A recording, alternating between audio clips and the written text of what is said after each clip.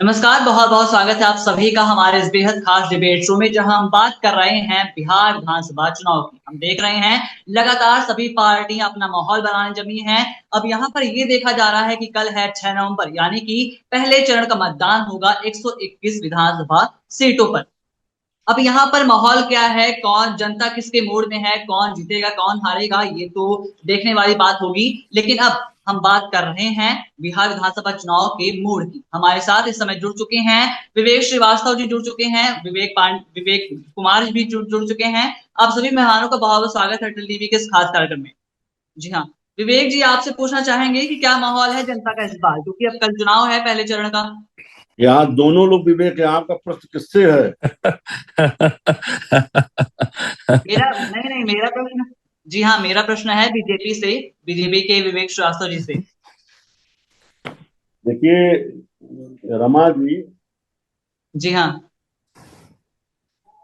कल 121 सीटों के लिए मतदान हो जाएगा और हमें बहुत उम्मीद है कि कल ही जनता बिहार की सरकार की दिशा तय कर दी।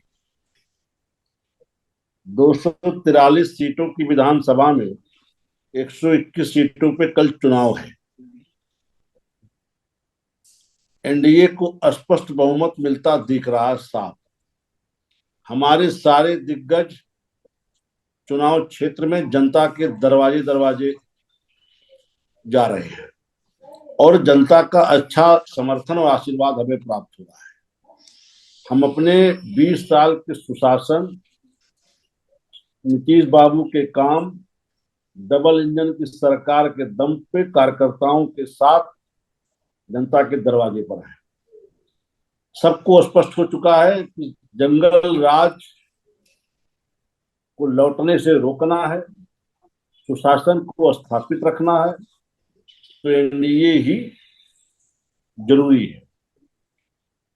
और नीतीश बाबू ने जो सुशासन दिया है, जिस जंगल राज से निकाल करके बिहार को उन्होंने विकास की पटरी पर दौड़ाया है, अब उसमें और गति देना है। 2047 में विकसित भारत के सपने को साकार करना नरेंद्र मोदी जी के, तो एनडीए के नेतृत्व में बिहार चलेगी।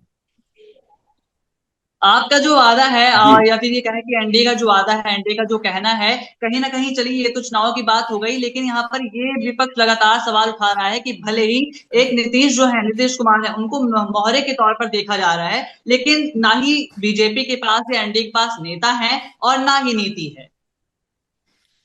देखिए, नीति और नेता दोनों हमारी जनता के सामने है। नीतीश बाबू मुख्यमंत्री थे, मुख्यमंत्री हैं, मुख्यमंत्री रहेंगे। सम्राट चौधरी जी, विजय सिन्हा जी हमारे डिप्टी सीएम थे। स्वयं अमित शाह जी ने मंच से कहा कि इनको जिता के भेजिए, बड़ा पद दिया जाएगा।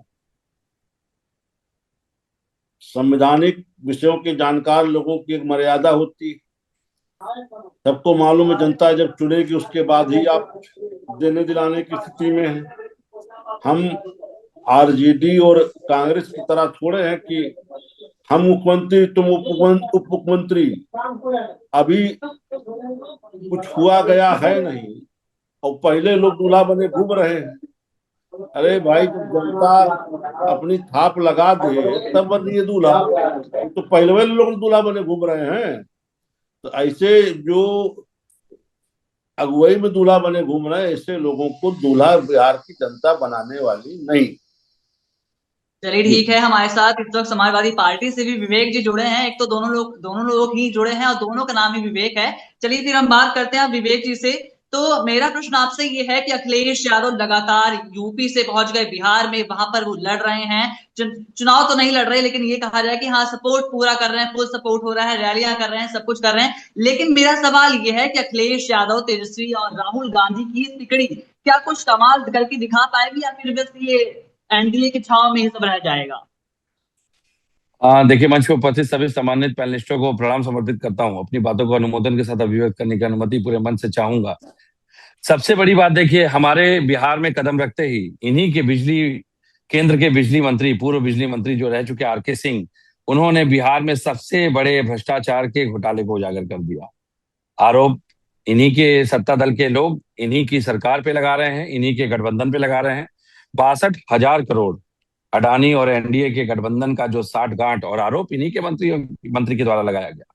तो बिहार की जनता को सबसे पहले ये तय करना है कि चुनाव अभी संपन्न नहीं हुए हैं और चुनाव में मतदान भी शुरू नहीं हुए हैं, और उसके ठीक पहले इन्हीं के मंत्री आकर के, भाई ईमानदारी और नैतिकता है उनके अंदर, चूंकि बागी तेवर अपनाते हैं वो कई बार, और उन्होंने खुद अपनी सरकार की पोल खोल दी है। तो बिहार की जनता को यह समझना पड़ेगा कि 1 रुपए में जमीन अडानी को देने वाले इस 62,000 करोड़ का क्या खेल है। कहीं ये 62,000 करोड़ चंदे के रूप में तो नहीं इनको वादे कर दिए गए फिर से कि भाई जमीन हमको 1 रुपए में दे दो, जमीन की जो कॉस्ट है आप चंदे में ले लो, हमसे चुनाव लड़ लेना उससे। तो मुझे लगता है ये तो बिहार की जनता को तय करना है कि कबीले वाली व्यवस्था से बाहर निकलना है। मैं तो जंगल राज भी नहीं कहता हूं, मैं तो एक कदम और आगे बढ़ा देता हूं इस बात को। जंगल में भी नियम होते हैं, लेकिन कबीलों में जंगल के भी नियम लागू नहीं होते। और जहां कबीले की व्यवस्थाओं से बिहार की जनता को बाहर निकल करके बिहार की जनता तय कर ले कि अब वहां पे उसको लोकतंत्र की जनता सरकार चाहिए या भ्रष्टाचार की एनडीए सरकार चाहिए, ये बिहार की जनता पे छोड़ देते हैं। देखिए, बिहार अपनी कुछ बुनियादी चुनौतियों से लड़ रहा है।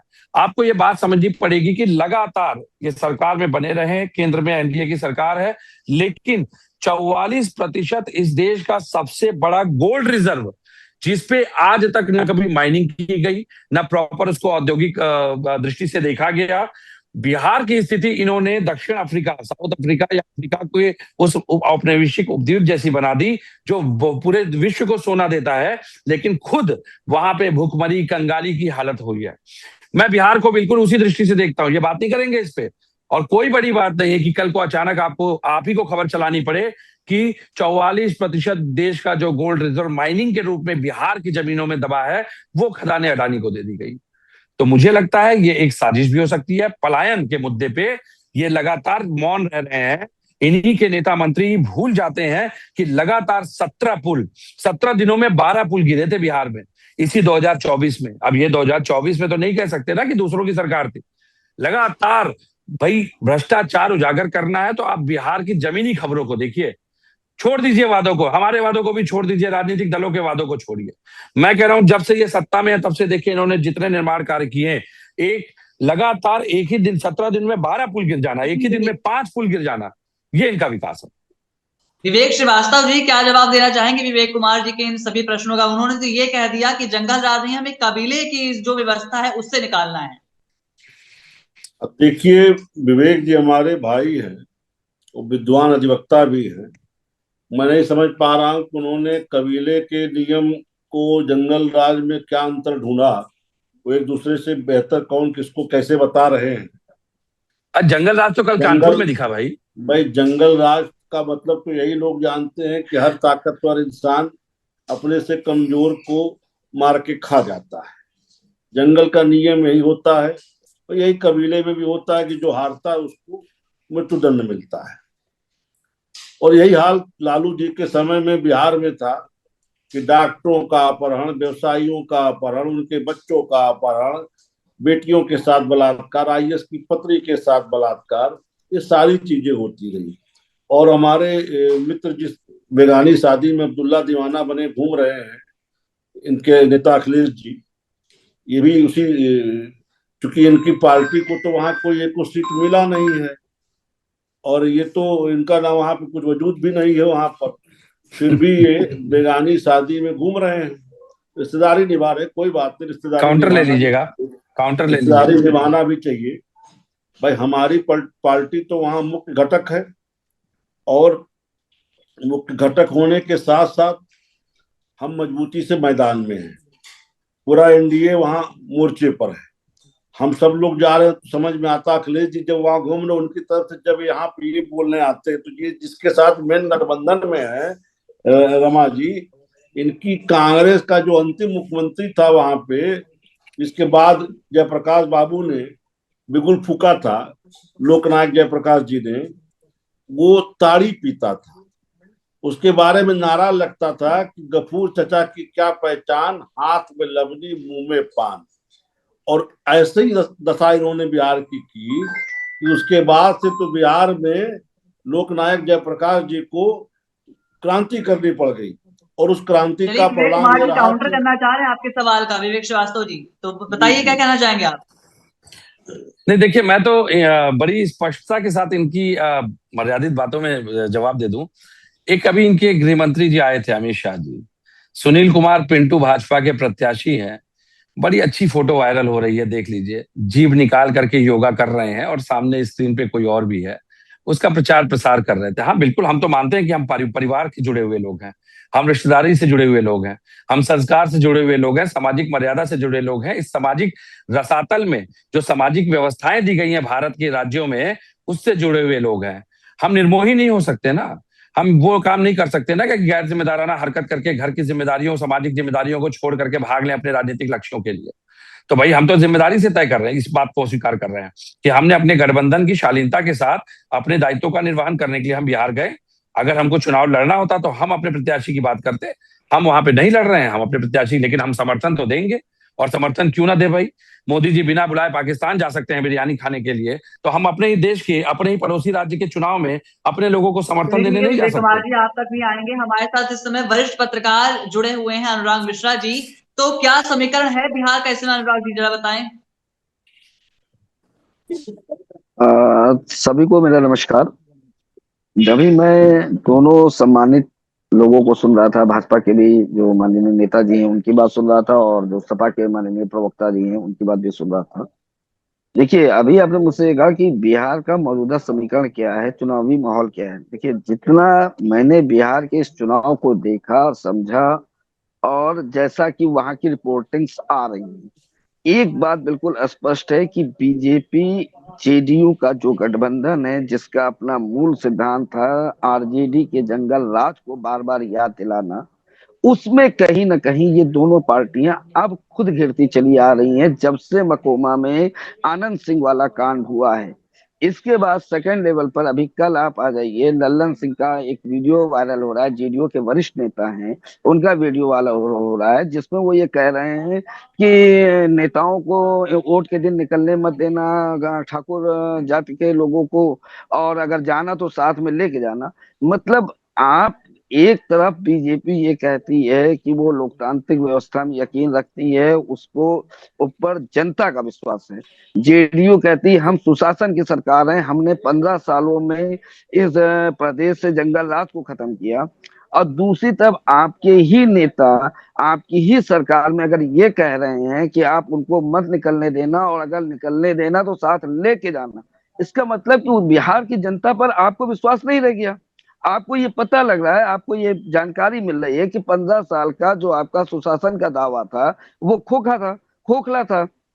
अब दूसरी बात मैं करता हूं। अभी ये बीजेपी के प्रवक्ता जी समाजवादी पार्टी के लिए बोल रहे थे कि अब्दुल्ला की शादी में बेगाना बेगानी शादी में दीवाना, अब्दुल्ला बेगाना बेगानी शादी में अब्दुल्ला दीवाना। मैं इनसे ये पूछना चाह रहा हूँ, बीजेपी के जो हमारे माननीय प्रवक्ता जी हैं, कि अगर आप किसी गठबंधन का हिस्सा हैं, तो आप उस गठबंधन के अगर हिस्सा हैं और वो गठबंधन कहीं चुनाव लड़ रहा है, तो उसके पक्ष में चुनाव प्रचार करना आपकी नैतिक जिम्मेदारी है या नहीं है, एक चीज। दूसरी चीज, जब आप अलायंस में हैं, जैसे इंडिया गठबंधन में समाजवादी पार्टी है, कांग्रेस है और अन्य विपक्षी दल हैं, उसी तरह एनडीए गठबंधन में भी अपने तमाम दल हैं। तो सवाल ये उठता है कि एनडीए गठबंधन में जो दल हैं, जब वो चुनाव लड़ते हैं तो क्या बीजेपी के लोग चुनाव प्रचार करने नहीं जाते? हाँ, ये एक बात आपकी सही है कि बीजेपी राष्ट्रीय पार्टी है, हर प्रदेश में चुनाव लड़ेगी, तो हर प्रदेश में चुनाव लड़ेगी तो हर प्रदेश में उसके प्रत्याशी होंगे। लेकिन इसका मतलब ये नहीं है कि आप जो रीजनल पार्टियां हैं जिनका अपना अलायंस है, वो अपने अलायंस के लिए प्रचार नहीं कर सकती। ये तो आप बिल्कुल एक तरह से विवेक गलत बात श्रीवास्तव बोल रहे जी, हैं। अनुराग जी के और इन प्रश्नों का क्या जवाब है आपके पास। और मैं इसको थोड़ा सा और एलोबरेट कर दूं, इसको और एलोबरेट कर दूं। मैं फिर कह रहा हूं, मैं अभी ये मान के नहीं चल रहा हूं कि इलेक्शन के बाद, जो मतगणना के बाद रिजल्ट जेडीयू के फेवर में जा रहा है या आरजेडी के फेवर में जा रहा है, इंडिया गठबंधन सरकार बनाएगा या एनडीए, देखिए ये पूरी तरीके से वहां की जनता पे निर्भर है। आज आप जो सिनेरियो देख रहे हैं, लोगों को ये लग रहा है कि नहीं बिहार में परिवर्तन की हवा बह रही है, लेकिन मैं याद दिलाना चाहूंगा ऐसे ही परिवर्तन की हवा मध्य प्रदेश के चुनाव में बह रही थी, महाराष्ट्र के चुनाव में बह रही थी। लोगों को लग रहा था कि नहीं अब की बार तो कांग्रेस सत्ता में आएगी, लेकिन जब रिजल्ट आया, रिजल्ट ने सारी उम्मीदों पे पानी फिर दिया। विपक्ष ने तमाम तरीके के आरोप लगाए, वोट चोरी के आरोप लगाए, ईवीएम हैकिंग। आपके आरोप अपनी जगह पे, आप चुनाव आयोग को निशाने पे ले लीजिए, वो अपनी जगह पे, लेकिन एक बात आपको सोचनी पड़ेगी कि अगर जनता ने उस चुनाव में, चाहे वो मध्य प्रदेश का चुनाव रहा हो चाहे महाराष्ट्र का चुनाव रहा है, अगर जनता ने उनको मैंडेट नहीं दिया तो अपने मैंडेट के अगेंस्ट आए फैसले पे जनता ने आंदोलन क्यों नहीं किया, पब्लिक क्यों नहीं सड़कों पर उतरी? जाहिर सी बात है इसके लिए पब्लिक को समर्थन था। इसलिए आप अभी बिहार चुनाव को अगर आप ये कह दीजिए कि आप तेजस्वी की रैली से आप ये मान लीजिए, या अखिलेश यादव की रैली से ये मान लीजिए, या अमित शाह की रैली में उमड़ते जनसमूह से आप ये मान लीजिए कि बिहार का चुनाव एक तरफा हो गया, मैं अभी इसको सही नहीं मानता हूँ। मेरा मानना यह है सारे राजनीतिक दल अपनी अपनी लड़ाई लड़ रहे हैं, जनता चीजों को देख रही है, लोकतंत्र में जनता ही सर्वोपरि है और लोकतंत्र में जनता ही सबसे ज्यादा समझदार है। गांव की जिस जनता को आप ये सोचते हैं कि अरे ये तो गवार, इसको तो 500 के एक नोट पर और एक पौवा दारू पे हम खरीद लेंगे, असल में वही जनता आपके अपने एक वोट से आपकी सरकार पे चोट करती है। इसलिए मैं दोनों प्रवक्ताओं से यही कहूंगा कि आप अपनी अपनी राजनीति कर रहे हैं, अच्छी बात है, राजनीति करनी चाहिए, लेकिन यह भी इस माहौल में ये कॉन्फिडेंट हो जाना कि जेडीयू सरकार बना रही है कि आरजेडी सरकार बना रही है, मेरे ख्याल से ये थोड़ा अभी जल्दी है, हमें थोड़ा समय का इंतजार करना होगा, 14 तारीख के रिजल्ट का इंतजार करना होगा और उसके बाद स्वयं सारी तस्वीर साफ हो जाएगी कि आरजेडी के जेडीयू के जंगल राज के खिलाफ वोटिंग हुई या आरजेडी के रोजगार के अभियान के मतलब फेवर में वोटिंग हुई। ठीक है, विवेक श्रीवास्तव जी क्या कहना चाहेंगे आप इस अनुराग जी के पूरे सवाल पर? देखिए, अनुराग जी की बात का उत्तर यही है कि बिहार में सबको मालूम है कि तेजस्वी जी के वादे पूरे होने वाले नहीं। हर घर में एक नौकरी जो वादा कर रहे हैं उतना तो बिहार का बजट भी नहीं है। समस्या तेजस्वी जी की है कि अगर वो गुणा गणित जोड़ पाते तो काश ये वादे न कर पाते, लेकिन चूंकि उनको अंगणित से कोई लेना देना है नहीं, तो जो मन में आया बोल दे रहे हैं। जनता भी इस चीज को बिहार की समझती है कि ये चीजें पूरी होने वाली दरवाजा बंद कर दो। उनको एनडीए के वादे पे भरोसा है, एनडीए ने जो कहा करके दिखाया है। हम 1.5 करोड़ महिलाओं को लाभान्वित कर चुके हैं मुख्यमंत्री रोजगार योजना में। तमाम योजनाएं हमारी चल रही हैं। 58 लाख गरीबों को हमने ग्रामीण आवास दिए हैं, 38 लाख गरीबों को शहरी आवास दिए हैं। ये जो अडानी अंबानी का जो लोग बाजा बजा रहे हैं, इनके बाजा बजाने से जनता के मानस पे कोई असर नहीं पड़ने वाला। जनता अपनी मूलभूत आवश्यकताओं पे करती है, उसको आवास मिला, राशन मिल रहा है, गैस मैं कुछ कहना चाहूंगा, विद्युत कनेक्शन मिल रहा जी है। हाँ, जी हाँ, बताइए। ये सारी चीजें जनता को हमारे शासन में सीधे आते हैं आप तक, विवेक श्रीवास्तव जी आप तक आते हैं। अनुराग जी कुछ कहना चाहते हैं? देखिए मैं अभी सुन रहा था बीजेपी के नेताजी को, प्रवक्ता जी को, इन्होंने कहा कि तेजस्वी ने जो वादे किए हैं नौकरी के खास करके वो पूरा नहीं किया जा सकता क्योंकि बिहार का इतना बजट नहीं है। मेरा सवाल ये है कि जब अभी आप जितनी योजनाओं के नाम गिना रहे थे, जब उन योजनाओं के लिए बजट की व्यवस्था हो सकती है, उन योजनाओं के क्रियान्वयन के लिए व्यवस्था हो सकती है, तो आरजेडी में तेजस्वी ने अगर ये वादा कर दिया कि हर एक घर में नौकरी देंगे, तो बिहार उसकी व्यवस्था क्यों नहीं कर पाएगा? बिहार के लोगों में की आर्थिक शक्ति में कमी है या बिहार के रेवेन्यू में कमी है? और जब कोई नई सरकार किसी चुनाव में जाती है या कोई राजनीतिक दल चुनाव में जाता है और चुनाव के दौरान अगर कोई चुनावी वादे करता है तो उसकी कोई ना कोई रूपरेखा तो होगी। अब आप ये कहेंगे कि रूपरेखा का खुलासा क्यों नहीं कर रहे हैं? क्यों खुलासा करें भाई? हर राजनीतिक दल की अपनी पॉलिसी है, अपने एजेंडे, अपनी चीजें।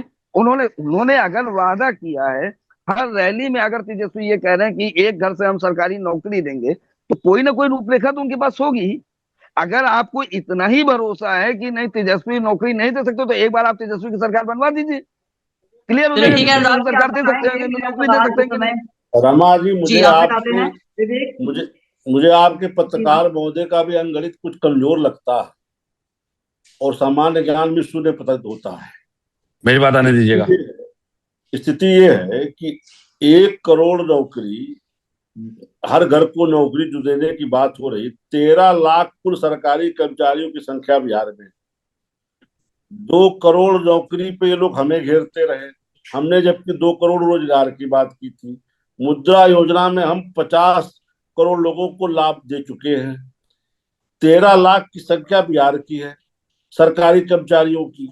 आप चलिए हर ठीक है घर में विवेक जब श्रीवास्तव नौकरी जी, देंगे आपकी तो जो जाकर बातें हैं, करोड़ों की आपने जो संख्या कहा आती कि है। हमने ठीक है विवेक श्रीवास्तव जी, आप तक आते हैं। कोई आपने जो अंगणित का कहा कि मेल आपने नहीं है इतना इतना दिया है। ये जी जी कोरी बकवास है जिसपे चर्चा कर रहे हैं आपके पत्रकार महोदय। इसको बिहार की जनता भी गंभीरता से नहीं ले रही। मुझे नहीं समझ में आ रहा क्यों कर ये उसको गंभीरता से लेने में लगे हुए हैं। तो इनका चलिए भी ठीक है, आप अंगणित तक आते सुने हैं। या मेरा सवाल इस तेजस्वी पर जी वाले विवेक भी है। कुमार जी से है। यहाँ पर अभी देखने को मिल रहा है कि राहुल गांधी दिल्ली में बैठे हुए हैं और महाविस्फोटक खुलासा कर रहे हैं वोट चोरी पर। क्या कहना चाहेंगे विवेक जी? नहीं देखिए, मैं तीनों बातों का जवाब देना चाहूंगा। सबसे पहले तो जो जी हाँ। रोजगार की बात आई, मैंने अभी एक बात स्पष्ट कर दी थी कि 44% सोने की जो संपदा, जो बिहार की जमीन में सोना दबा है, वो क्षेत्र अभी अछूता है। उस पर माइनिंग की कोई भी एक ऑर्गेनाइज प्लानिंग के साथ कोई काम नहीं किया जा रहा।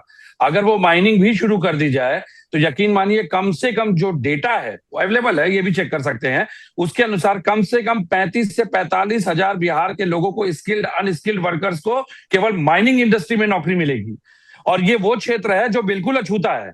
इस तरह से और जो बहुत सारे खनिज पदार्थ दबे हुए हैं नेवादा और अन्य जिलों में, वहां पे तो ये बात ही नहीं कर रहे हैं, क्योंकि शांति से उठा करके देने की कहीं ना कहीं मंशा है। दूसरी बात, कनेक्ट बिहार करके 2023 में इन्होंने इंडस्ट्रियल समिट की थी, बिजनेस समिट की थी, जिसमें 27 कंपनियों द्वारा 50,500 करोड़ के एमओयू साइन हुए थे। और मात्र एक कंपनी को अभी तक जमीन पे मात्र 3 कंपनियों को धरातल पे देखा गया, जिसमें एक सबसे प्रमुख अडानी की है, जिसको 1 रुपए में इन्होंने जमीन दे दी। क्या बिहार के ऑर्गेनाइज सेक्टर में, इंडस्ट्रियल सेक्टर में, इंडस्ट्रियल पॉलिसी में 1 रुपए में जमीन देने का प्रावधान बाकी लोगों के लिए भी बनाएंगे? ये बाकी उद्योगों को भी देंगे? क्यों नहीं 1 रुपए में जमीन मिलेगी? अगर हजारों एकड़ जमीन आप देंगे तो इंडस्ट्री वहां पे आना पसंद करेंगी। लेकिन मात्र ये स्कीम केवल अडानी को दी गई है। भाई बाकियों को भी दीजिए, हम तो ये मांग कर रहे हैं। बाकी उद्योगपतियों को भी दीजिए 1 रुपए में जमीन, तब तो हम जाने कि आप निष्पक्ष हैं कम से कम। उससे बड़ी बात, अब चलिए उत्तर प्रदेश पे आते हैं। इन्होंने बिहार की बात तो कर ली, लेकिन 2 करोड़ से अधिक नौकरियां देने के वादे किसने किए थे? योगी आदित्यनाथ जी ने 3 से 4 साल में कहा था 2 करोड़ से अधिक युवा मिलेगी। कब कहा था? 6 मार्च 2023 की खबर है।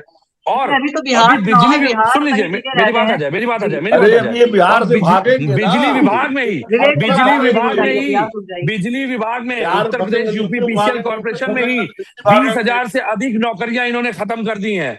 ये संविदा पे नौकरी देकर के उनको रोजगार के आंकड़ों में दिखाते हैं, और ये नहीं बताते कि उन नौकरियों को ये पीछे से हटाने का काम कर रहे हैं। तो ये चोरी वाली पॉलिसी, इस तरीके से झूठ और फरेब ला करके इस तरीके से परोस देना। यूपी में इंडस्ट्रियल समिट होते हैं, 500 से अधिक एमओयू केवल बागपत में कैंसिल हो गए। कभी बताया सरकार ने किसी को? ये उपलब्धि तो दिखा देते हैं, लेकिन उसमें जो कमियां होती हैं वो कभी नहीं दिखाते हैं। और उससे बड़ी बात, अब आपके सवाल पे आता हूं। राहुल गांधी जी ने जो किया है, ये सवाल तो ज्ञानेश कुमार जी को इसका जवाब देना चाहिए। कहां है इस देश का इलेक्शन कमिश्नर? मैं तो पूछा, चुनाव आयुक्त कहां है? आज जो जिस तरीके से 10 बूथों पे हरियाणा में एक ब्राजील की मॉडल वोट डालती है, ज्ञानेश कुमार जी बताए कि कितने साल से चुनाव आयोग मुफ्त की सैलरी ले रहा है बैठ करके। ये उसका काम था। आज कंप्यूटर का सिस्टम है, हाईटेक कंप्यूटर का सिस्टम है, 5G 6G की तरफ बढ़ रहे हैं हम।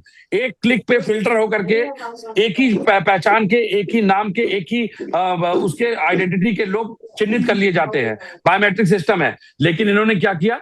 जिस तरीके की चोरी आज उजागर की गई है, ये ज्ञानेश कुमार जी के हर उस दावे को ध्वस्त करता है जो इस देश के लोकतंत्र को जीवित रखने का काम करे। लेकिन चुनाव आयोग जिस तरह से भाई, सत्ता जब के सोनिया लोभ में, गांधी लालच में, नागरिक और बनने से उनसे पहले आएंगे, आप तक कृपा आएंगे पात्र विवेक होने के लिए, जाएंगे, उनसे आपको भी कृपा समय पात्र मिलेगा। होने के लिए, चुनाव आयोग के आयुक्त जिस तरह सरकार से कृपा पात्र होने के लिए केवल और केवल उनकी मंशा पे काम कर रहे हैं, ये राजद्रोह का मामला बनता है। मैं मांग करूंगा भारत सरकार से क्या मांग करना छोड़िए, इनको तो ये तो खुद ही पूरे देश में चुनाव मैनिपुलेट करके जीते हैं। मोदी की लहर नहीं है। अगर मोदी और योगी की लहर होती तो सूचना विभाग को प्रचार प्रसार के लिए पीआर कंपनीज को हायर नहीं करना पड़ता, टेंडर नहीं निकालना पड़ता। किसी सरकार ने इतना प्रचार प्रसार पे खर्च नहीं किया होगा जितना धक्का मार सरकार ये है। सूचना और प्रचार पे केवल और केवल धक्का मार जनता का पैसा खर्च करके ये अपनी वाहवाही थोपने का प्रयास करते हैं। ठीक है विवेक कुमार जी, क्या कहना चाहेंगे? इनका तो ये कहना है कि वोट चोरी के दम पर ही सारे राज्यों में चुनाव जीते जा रहे हैं। विवेक श्रीवास्तव जी, देखिए रमा जी, जो खुद इलेक्शन चोरी में जेल जा चुकी है, जिनकी दादी इंदिरा गांधी, वो हम पे चोरी का आरोप लगा रहे हैं। अभी इन्होंने जो एक विषय ना, मैं कांग्रेस से नहीं हूँ, मैं कांग्रेस से नहीं हूँ। बात तो आप कांग्रेस की कर रहे हैं।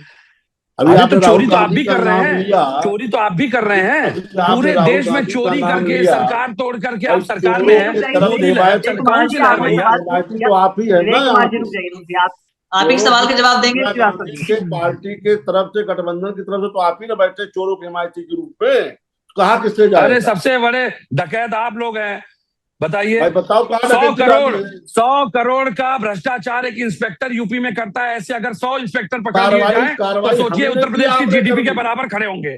उत्तर प्रदेश की जीडीपी के बराबर खड़े होंगे। 100 करोड़ का आरोप, 100 करोड़ का भ्रष्टाचार का आरोप उजागर हमने किया था। वो अगर बार बार इस बात को सोशल मीडिया में नहीं उठाया जाता तो आप तो उसको प्रोन्नति दे देते। सोचिए एक इंस्पेक्टर जिसने विधानसभा में माफी मांगी थी, विधानसभा में माफी मांगने का मतलब डिमोशन होना चाहिए था, उसको प्रमोशन दे करके इन्होंने प्रोन्नति दे करके उसको सर पे बिठाए रखा। कहने में शर्म का, उसने जो भ्रष्टाचार केवल हमारे शासन में नहीं किया, तो आपके भी शासन में क्या कार्रवाई? तो आपने तो उसको उजागर करने वाले कमिश्नर को दिल्ली भेज दिया। आप तो मैनेज करने में लगे थे सर, आप तो मैनेज करने में। वो तो आपका ही पीड़ित नेता था, वो तो भाजपा का ही पीड़ित नेता। हमारे पास समय का अभाव है इस समय। अनुराग जी से बात कर लेते हैं। अनुराग जी, क्या कहना चाहेंगे? देखिए अभी मैं सीधा कम शब्दों में बात कर रहा हूँ। ये चुनाव आयोग की जो बात चल रही है लगातार, और चोरी के आरोपों की जो बात चल रही है, और जिस तरह बीजेपी ने डिफेंड करते हुए ये कहा कि कांग्रेस में इंदिरा गांधी जी जेल गई थी वोट चोरी के लिए, मैं ये नहीं सोच पाता हूँ कि बीजेपी हमेशा हर चीज के लिए कांग्रेस को क्यों जिम्मेदार ठहराती है। अभी आप चुनाव आयोग को अखिलेश यादव जी ने, समाजवादी पार्टी के राष्ट्रीय अध्यक्ष ने, यही लखनऊ में अपने पार्टी कार्यालय पर प्रेस कॉन्फ्रेंस करके कम से कम सैकड़ों एफिडेविट दिखाई थी हम लोगों को कि हमने ये चुनाव आयोग में एफिडेविट दी है कि यहाँ पे वोटिंग गलत हुई है, यहाँ पे वोटर्स के नाम गलत जोड़े गए। चुनाव आयोग ने कार्रवाई नहीं की। सवाल उठता है चुनाव आयोग कार्रवाई क्यों नहीं कर रहा है?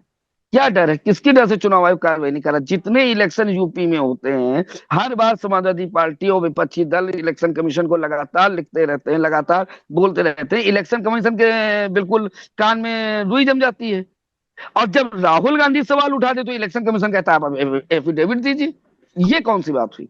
अनुराग जी, मेरा सवाल ये भी है कि ये जो अभी दिल्ली में राहुल गांधी जी पीसी कर रहे हैं इस पूरे वोट चोरी को लेकर, क्या बिहार के चुनाव में इसका कोई असर पड़ेगा? अब कल ही वोटिंग है पहले चरण की।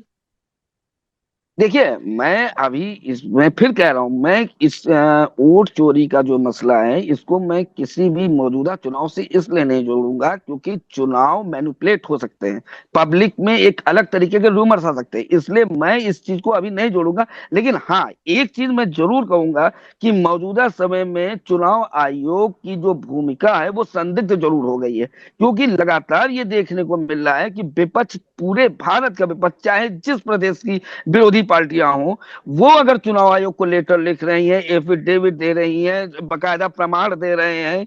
अब जैसे अभी आप यूपी में जो बाई इलेक्शंस हुए उनमें आपने देखा होगा, एक वीडियो वायरल हुआ था जिसमें एक इंस्पेक्टर साहब रिवॉल्वर तक निकाल लिए थे वोटर्स के सामने।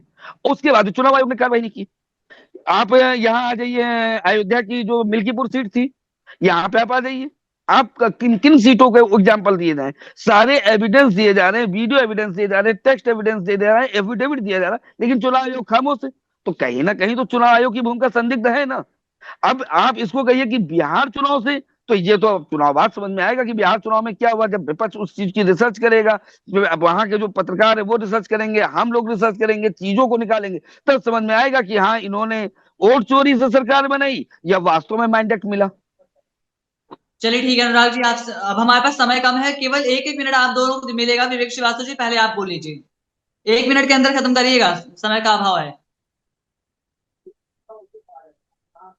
विवेक श्रीवास्तव जी।